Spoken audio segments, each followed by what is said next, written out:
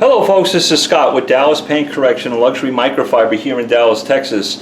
I want to do a video on pad washing. It's not the most exciting video on the planet, but if you're a professional and you have a lot of pads, you want to try to preserve those pads for as long as you can. It's always important in paint correction that you're always working clean with a clean pad that has no spent compound, polish, or clear coat within the pad. I did a video about a year ago, maybe longer, where I was in my driveway with APC and I flushed out by hand and used the hose. That's okay, good way to wash your pads. What I'm going to show you now is the best way to wash your pads and keep your pads. Folks, this pad I'm holding in front of me, or in front of you, is over a year old. It still can cut paint, it's in great shape, the Velcro backing is not in bad shape. You can see the little Griots logo is still intact. You want to know why? I buy more pads. I usually use one pad per panel. I don't work a pad too long. They're easier to clean. They last longer. All of this stuff costs money.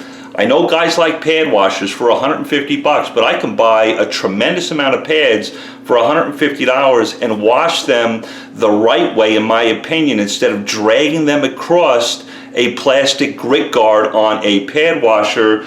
And a pad washer doesn't really flush them out completely. Sorry, that is my opinion. I've used a pad washer, let them dry, and then the next day I go to use them, I see a little dust kick out of them. There's a reason for that. What I'm going to do is use warm to hot water, not to the point it scalds me, but I want it pretty warm on the hand. Now what I'm going to do, the warm water, you got to remember this is foam. It doesn't matter if it's closed cell or open cell pad. The pad will expand, and when you run it under hot water, hot enough where you can tolerate it with your hands, the pad's going to become much more pliable. And right now, I can kind of push some of this polishing compound and clear coat out without using any type of chemical at all. I won't get it all. I need to use something. Ooh, that's getting a little too hot.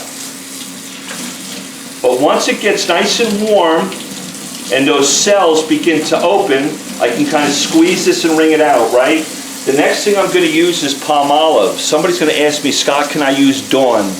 Yes, you can use Dawn. It works just as well, but the only problem with Dawn, it's hard to flush out. It tends to want to linger too long in the pad. It doesn't rinse as freely, so I like to use palm olive. I get this stuff at the dollar store for $1. You don't have to overthink it. Probably putting way too much on this pad, but this is good for my hands, it's good for the pad.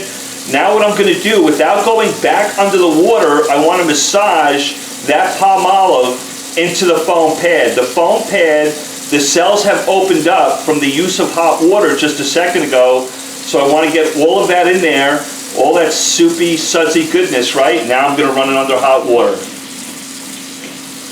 And as I run it under hot water, you'll see the pad, probably not on the camera, but if you were here in person, you can kind of see the pad open up a little bit.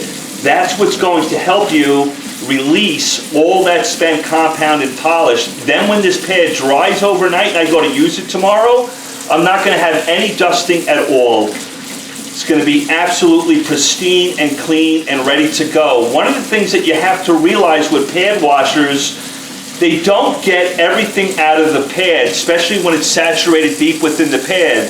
And if you've got clear coat or polish or compound, spent polish or compound deep within the pad and you don't release it all, that's when your pads will begin to degrade over a period of time.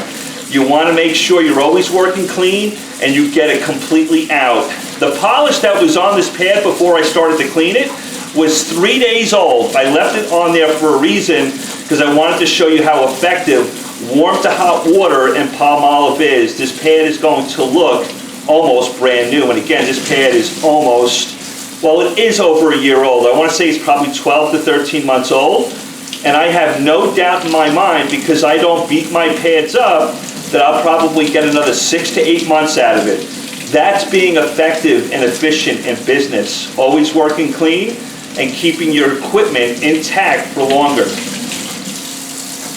Turn that water off, folks. That pad is absolutely clean. There's no spent compound or polish or clear coat in it. When I dry it overnight, I'll go to use it tomorrow and I won't have like little dust come flying out of it. It won't be out of balance because there's stuff still saturated within the pad.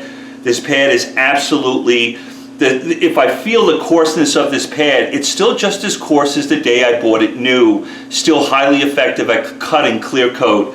Folks, I love this method. It's very simple. Warm water to hot water, whatever your hands can tolerate. Palm olive, you don't have to use a harsh chemical, APC. Some of these dedicated pad washers are pad solvents or pad cleaners. They're nice, they can be a little tough on the pad, but I just don't think you need it. Palm olive and hot water is the best way to clean a polishing pad.